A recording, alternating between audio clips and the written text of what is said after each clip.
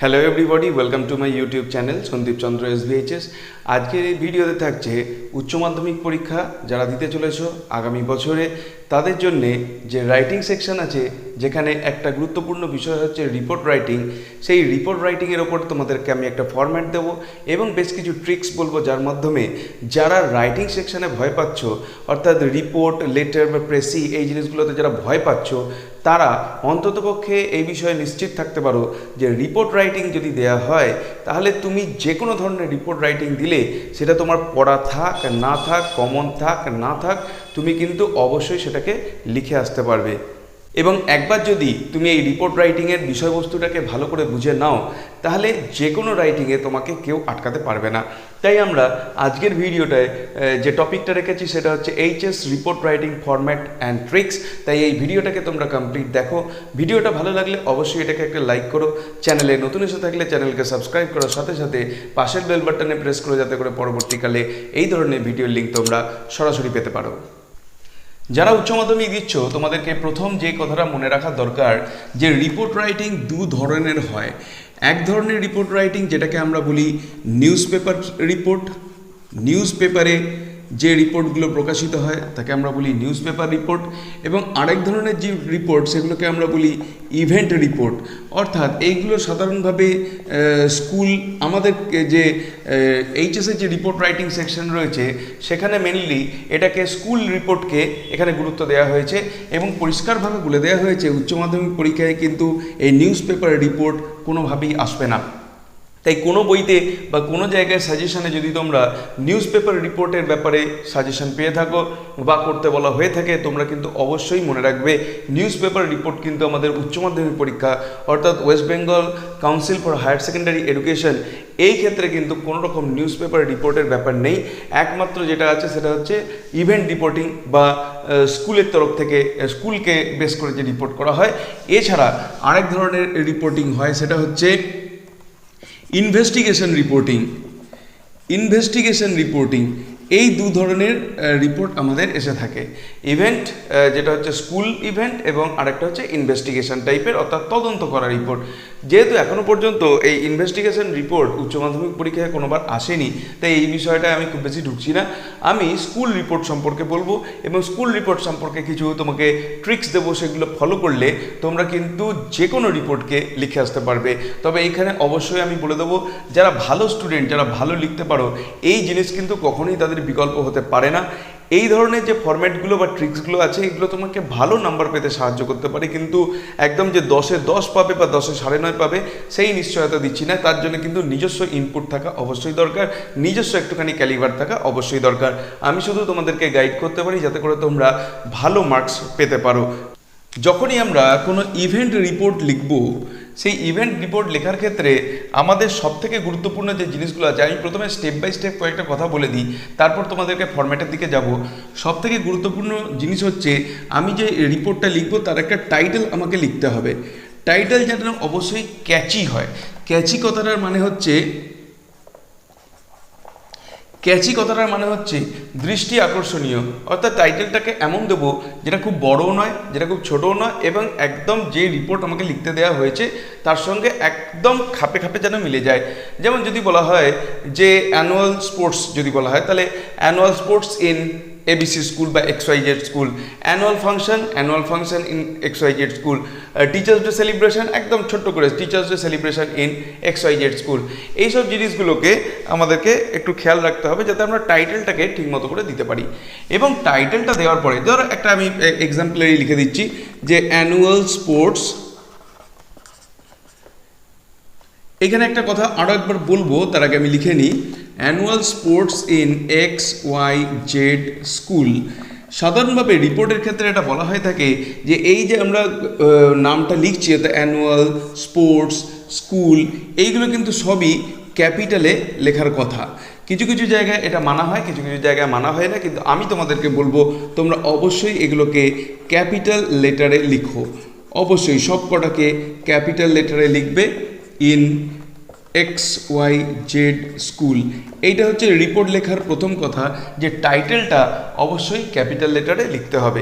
এবং যেহেতু এটা ইভেন্ট রিপোর্টিং, নিউজ পেপার রিপোর্টিংয়ের ক্ষেত্রে আমরা বাই স্টাফ রিপোর্টার বা এই ধরনের কথাগুলো লিখে থাকি, কিন্তু যেহেতু এটা ইভেন্ট রিপোর্টিং বা স্কুল রিলেটেড রিপোর্টিং, সেখানে ধরে নিতে হবে যেখানে কোনো একজন ব্যক্তি এই রিপোর্টটা করছে, তো সেইখানে টাইটেলের তলায় বাই দিয়ে যে রিপোর্টটা লিখছে তার নাম লিখে দেবে। ধরে নাও এখানে তুমি রিপোর্টটা করছো, সেই হিসাবে তোমার নাম লিখে নেওয়া হচ্ছে, ধরো সমীর দাস, তোমার নাম হচ্ছে ধরে নাও সমীর দাস, তো সমীর দাস এই রিপোর্টটা লিখছে, এইটা আমাদেরকে লিখতে হবে।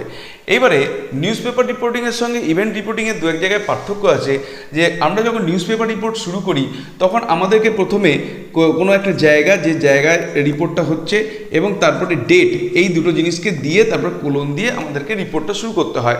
এবার ইভেন্ট রিপোর্টিংয়ের ক্ষেত্রে এই জিনিসটা অতটা গুরুত্বপূর্ণ নয়, সেক্ষেত্রে আমরা চাইলে ডেট প্লেস দিতেও পারি, বা আমরা যদি চাই ডেট প্লেস দেবো না, নাও দিতে পারি। তোমরা যে কোনো সহায়িকা বইতে দেখবে যে ডেট প্লেসগুলো দেয়া থাকছে না, এতে করে তোমাদের কিন্তু ভয় পাওয়ার কিছু নেই। কিছু কিছু সহায়িকা বইতে ডেট প্লেস দেয়া থাকে, কিছু কিছু তো দেয়া থাকে না, কিন্তু এই ইভেন্ট রিপোর্টিংয়ের ক্ষেত্রে পরিষ্কারভাবে বলা আছে যে তুমি এটা দিতেও পারো, নাও দিতে পারো, কোনো অসুবিধা নেই। তবে বেশিরভাগ বইতে কিন্তু এটা মেনটেন করা হয় না।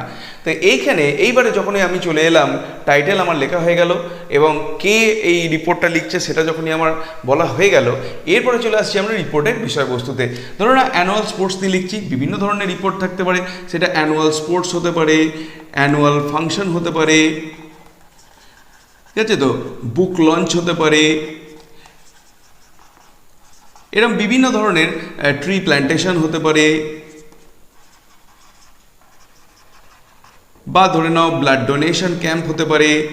বিভিন্ন ধরনের রিপোর্ট আমরা পেতে পারি, কিন্তু আমরা চেষ্টা করব সমস্ত জিনিসকে যাতে একটা অংশের ভেতরে, একটা ফরম্যাটের ভেতরে আনা যায়। প্রথম কথা আমাদেরকে মনে রাখতে হবে যে যখন আমরা এই রিপোর্ট শুরু করব, আমাদেরকে প্রথমে যে কি বিষয়ের রিপোর্ট সেটাকে আগে লিখতে হবে। যেমন হচ্ছে রিপোর্টের টপিকটা কি সেইটা আমরা লিখলাম, তারপরে সেটা কোন স্কুল অর্গানাইজ করছে সেটা আমরা লিখব, তারপরে ডেট কবে, কোন ডেটে হয়েছে, প্লেস কবে, কোন জায়গায় হয়েছে, টাইম কবে, কোন টাইম থেকে কোন টাইমের মধ্যে হয়েছে, এই জিনিসগুলোকে প্রথমে আমাকে লিখতে হবে। এর জন্য তুমি বিভিন্ন বইতে বিভিন্ন ধরনের সেন্টেন্স পাবে, তোমরা সেই সেন্টেন্সগুলোকে একটুখানি অবজার্ভ করবে।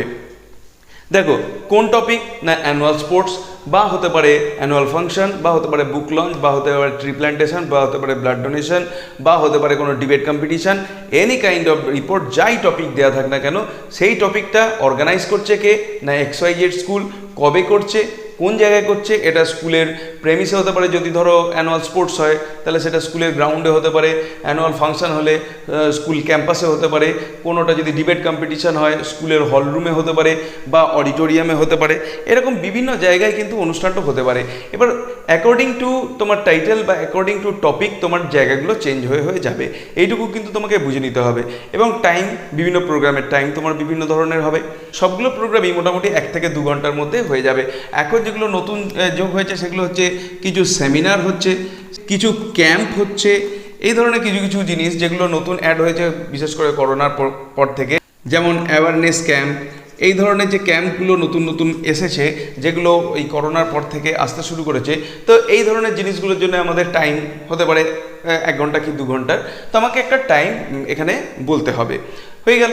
এবার টপিক অর্গানাইজ কারা করেছে, ডেট কবে, প্লেস কবে, টাইম কবে, এই সমস্তর পরে তোমাকে জানতে হবে এই সমস্ত যত ধরনের আমার রিপোর্ট আছে, এই প্রত্যেকটা রিপোর্টের জন্যে আমাকে একটা করে অনুষ্ঠান করতে হবে, একটা প্রোগ্রাম কিন্তু করতে হবে।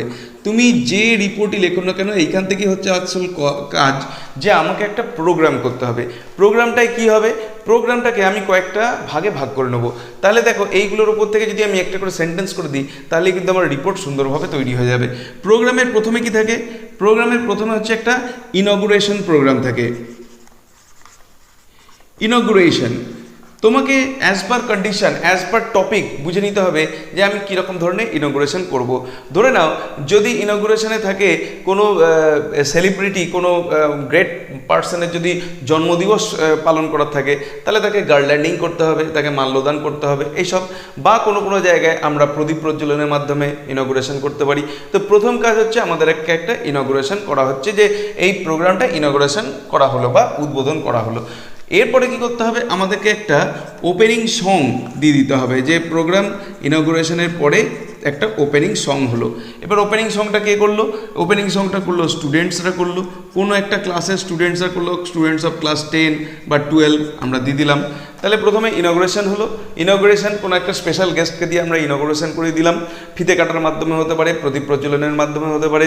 হ্যাঁ, তারপরে আমরা ওপেনিং সং করলাম, যে একটা গান গাওয়া হলো। এই ওপেনিং সঙের পর আমরা কি করব, ওপেনিং সঙের পরে আমরা সবসময় আমাদের স্কুলে যিনি HM আছে তাকে একটা সুযোগ দেব, তাকে আমি HM এর একটা শর্ট স্পিচ দেব। কিসের ওপরে না, সিগনিফিক্যান্স অফ দ্য ডে, ওই দিনটার ওপরে, ওই যে দিনটা কি নিয়ে, ঠিক আছে, সেটা অ্যানুয়াল স্পোর্টস প্রাইজ ডিস্ট্রিবিউশন হোক, অ্যানুয়াল ফাংশন হোক, বুক লঞ্চ হোক, ট্রি প্ল্যান্টেশন হোক, কোনো সেমিনার হোক, ক্যাম্প হোক, কোভিড অ্যাওয়ারনেস ক্যাম্প হোক, এই দিনটার ওপরে HM একটা শর্ট স্পিচ দেবেন। এবং তারপরে ফলোড বাই কে না, এরপরে আমাদেরকে দিতে হবে যে HM এর শর্ট স্পিচের পর followed by the chief guest of the programme, এবং সেইখানেই তার যে ডেজিগনেশনটা আছে সেই ডেজিগনেশনটা আমরা বলে দেবো, chief guest of the programme, the BDO of our block, এরকম বলে দেবো। এরপরে আমরা কি বলবো, ভিডিও বলার পরেই আমরা এই প্রোগ্রামে যারা যারা আরও ডিগনিটারিজ রয়েছেন, হ্যাঁ, বা ডিস্টিংগুইশড গেস্ট রয়েছেন, সেই গেস্টদের কথা বলে দেবো, যে এই প্রোগ্রামে উপস্থিত ছিলেন কোন কোন গেস্টরা, 2-3 জনের নাম আমরা বলে দেবো, যার মধ্যে অন্তত সেমিনার বা ক্যাম্পগুলো হলে একটা ডক্টর বা একটা সমাজসেবী, একটা স্বাস্থ্যকর্মী, এদেরকে রাখবো। ট্রি প্ল্যান্টেশন হলে একটা পরিবেশবিদকে রাখবো, বুক লঞ্চ হলে একজন অথরকে রাখবো, বা স্পোর্টস হলে যদি এলাকার মধ্যে কোনো স্পোর্টস লাভার থাকে তাকে রাখবো। এগুলো বুঝে নিতে হবে যে অ্যাকর্ডিং টু প্রোগ্রাম আমাদের গেস্টের চেঞ্জ হয়ে যাবে। তারপরে কি হবে, এই দিনের সিগনিফিকেন্স নিয়ে আরও কি হবে না, টিচার, স্টুডেন্ট, এদের মধ্যে থেকে কেউ কিছু করে স্পিচ রাখবে। এরপরে যদি দেখা যায় এই দিনকে কোনো নাচ গানের প্রোগ্রাম থাকে, বা যদি দেখা যায় যে এটা সেই ধরনের রিলেটেড কিছু হয়, তাহলে আমরা এরপরে করে দেবো ওই দিনকে নিয়ে স্টুডেন্টরা একটা ডান্স ড্রামা পেশ করলো, বা কোনো ড্রামা পেশ করা হলো কিসের ওপরে না, ওই দিনের ওপরে, মানে যে দিনটাকে আমরা পালন করছি সেই দিনের ওপরে স্টুডেন্টরা একটা ডান্স ড্রামা, নৃত্যনাট্য বা ড্রামা পরিবেশন করলো। বা এর সঙ্গে আমরা স্টুডেন্টদের আরও কিছু অ্যাক্টিভিটি ঢুকিয়ে দিতে পারি, কেউ হয়তো রিসাইট করলো, কেউ হয়তো মাইম করলো, মুখাভিনয় করলো, বিভিন্ন ধরনের অ্যাক্টিভিটিস আমরা এই জায়গাটায় ঢুকিয়ে দিতে পারবো। মানে এই গেস্টদেরকে নিয়ে আসার পরে, গেস্টদের সঙ্গে পরিচয় হয়ে যাওয়ার পরে আমরা কি করব, টিচার এবং স্টুডেন্টদের অ্যাক্টিভিটিসের জায়গায় যাব। এখানে টিচাররাও কিছু বক্তব্য রাখতে পারেন, স্টুডেন্টরা কিছু বক্তব্য রাখতে পারে, স্টুডেন্টরা কোনো ধরনের প্রোগ্রাম করতে পারে, রিসাইটেশন করতে পারে, ড্রামা, ছোট নাটক করতে পারে, কেউ মুখাভিনয় করে দেখাতে পারে সেই দিনটা সম্পর্কে। এইগুলো হয়ে যাবার পরে আমরা কি করব, যখনই সমস্ত কথা বলা টলা হয়ে গেল, এরপর আর এই দিন নিয়ে বেশি কিছু করার নেই। আমরা কি করব, এরপরে একটা কোয়েশ্চেন অ্যান্সার, যদি মানে আমার টপিকটা সেই রিলেটেড হয়, তাহলে আমরা একটা কোয়েশ্চেন অ্যান্সার সেশন রাখবো। কোয়েশ্চেন অ্যান্সার সেশন যদি সেই রিলেটেড হয়, কারণ এটা সব ক্ষেত্রে লাগবে না, কারণ অ্যানুয়াল স্পোর্টসের ক্ষেত্রে কোনো কোয়েশ্চেন অ্যান্সার থাকবে না, অ্যানুয়াল ফাংশনের ক্ষেত্রে কোনো কোয়েশ্চেন অ্যান্সার সেশন থাকবে না, কিন্তু সেমিনার বা অ্যাওয়ারনেস ক্যাম্পগুলোতে কোয়েশ্চেন অ্যান্সার সেশন থাকবে। ঠিক আছে, তো এইগুলো হয়ে যাওয়ার পরে কি হলো না, গোটা প্রোগ্রাম আমার কমপ্লিট। এইবারে আমরা কি করব, স্টুডেন্টদের প্রতিক্রিয়া কি সেইটার জন্যে আমরা বলবো স্টুডেন্টদের মধ্যে কিন্তু যথেষ্ট এনথুজিয়াজম অবজার্ভ করা গেছে, মাচ এনথুজিয়াজম ওয়াজ অবজার্ভ অ্যামং স্টুডেন্ট। বা কিছু কিছু ক্ষেত্রে আমরা স্টুডেন্টদের মধ্যে সুইট ডিস্ট্রিবিউটও করতে পারি যদি দেখা যায় সেই জিনিসটা আমাদের প্রোগ্রামের সঙ্গে মিল খাচ্ছে। যেমন ট্রি প্ল্যান্টেশন হতে পারে, ব্লাড ডোনেশন হতে পারে, সেমিনার হতে পারে, বুক লঞ্চ হতে পারে, এইগুলোতে কিন্তু আমরা স্টুডেন্টদের মধ্যে সুইটস ডিস্ট্রিবিউশনও করতে পারি। তাহলে আমাকে মনে রাখতে হবে এই কয়েকটা পয়েন্টের বেসিসে আমার একটা রিপোর্ট তৈরি হবে। ফার্স্ট অফ অল ইনগ্রেশন হবে, তারপর একটা ওপেনিং সং হবে, তারপরে এইচএম এর একটা শর্ট স্পিচ হবে, ফলোড বাই চিফ গেস্টের যিনি আছেন তার একটা স্পিচ হবে। এরপর আমরা বলবো কোন কোন গেস্ট রয়েছে, তাদের ডেজিগনেশন কি, তারপর টিচার এবং স্টুডেন্টদের মধ্যে বক্তব্য দেওয়া হবে এবং স্টুডেন্টদের তরফ থেকে একটা ডান্স ড্রামা রিসাইটেশন মাইন্ড এগুলো পরিবেশন করা হবে এবং তারপরে যদি প্রয়োজন হয় একটা কোয়েশ্চেন অ্যান্সার সেশন করব এবং তারপরে আমরা বলে দেবো টিচার মানে উপস্থিত স্টুডেন্টদের মধ্যে যথেষ্ট এনথুজিয়াজম ছিল যার মধ্যে দিয়ে প্রোগ্রামটা শেষ হলো বা লাস্টে আমরা সুইট ডিস্ট্রিবিউশন করলাম বা স্কুলের তরফ থেকে সুইট ডিস্ট্রিবিউশন করা হলো। এইটা হচ্ছে মোটামুটি একটা ছক যার মাধ্যমে তুমি একটা রিপোর্টকে দাঁড় করাতে পারো। এইগুলো হচ্ছে তোমার রিপোর্টের বেস। এবারে দেখো এইগুলোর ওপরে তোমাদেরকে একটা করে সেন্টেন্স রেডি করে রাখতে হবে। তোমরা যে কোনো সহায়িকা বই থেকে সেন্টেন্স রেডি করতে পারো বা যদি না পারো তোমরা আমাকে এই ভিডিওর কমেন্ট সেকশানে জানিও, তাহলে আমি এইরকমই একটা ফরম্যাট সেন্টেন্স রেডি করে রাখবো। তবু আমি বলবো যে এইরকমভাবে রেডি করার থেকেও তোমরা জিনিসটাকে বুঝে নেওয়ার চেষ্টা করো যাতে যে কোনো জায়গায় প্রয়োজন মতো তোমরা জিনিসগুলোকে চেঞ্জ করে করে দিতে পারো। একই রকম ফরম্যাট করলে যদি এইটার জায়গায় আমাকে ক্লিনিং অপারেশন করতে বলা হয় সেই ক্ষেত্রে আমি কিন্তু কিছু করতে পারবো না। তো আমাকে খেয়াল রাখতে হবে যে ওই জায়গায় যদি আমাকে একটু চেঞ্জ করতে হয় সেক্ষেত্রে আমি কি কি চেঞ্জ করলে আমার এই রিপোর্টটা আমার ক্লিনিং অপারেশন হয়ে যেতে পারে। যেমন ধরে নাও ক্লিনিং অপারেশন যদি হয় তো আমরা প্রথমে এই গেস্টদের অবধি নিলাম, দিয়ে এইখান থেকে টিচার স্টুডেন্টের যখনই ভূমিকা আসবে তখনই বলবো টিচাররা এবং স্টুডেন্টরা গ্রুপে ভাগ হয়ে গেল এবং প্রত্যেকটা ক্লাসরুমকে পরিষ্কার করা হলো। তারপরে আমরা বলবো স্টুডেন্টদের মধ্যে মাচ এনথুজিয়াজম দেখা গেল এবং লাস্টে সুইট ডিস্ট্রিবিউট হলো।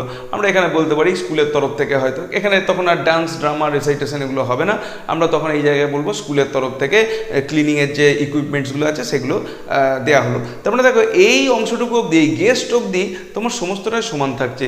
তারপরে এই জায়গাগুলো টুকটাক চেঞ্জ করে দিলেই তোমার কিন্তু রিপোর্ট কমপ্লিট হয়ে যাচ্ছে। তাই উচ্চ মাধ্যমিক পরীক্ষায় যারা রিপোর্ট নিয়ে টেনশন করছো তাদেরকে বলছি টেনশন করার দরকার নেই।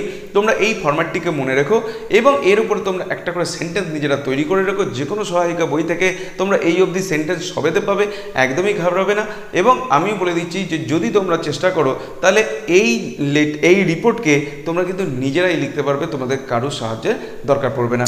ভিডিও যদি ভালো লেগে থাকে তাহলে অবশ্যই এটাকে একটা লাইক করো, চ্যানেলে নতুন এসে থাকলে চ্যানেলকে সাবস্ক্রাইব করার সাথে সাথে পাশের বেল বাটনে প্রেস করো যাতে করে পরবর্তীকালে এই ধরনের ভিডিও লিঙ্ক তোমরা সরাসরি পেতে পারো।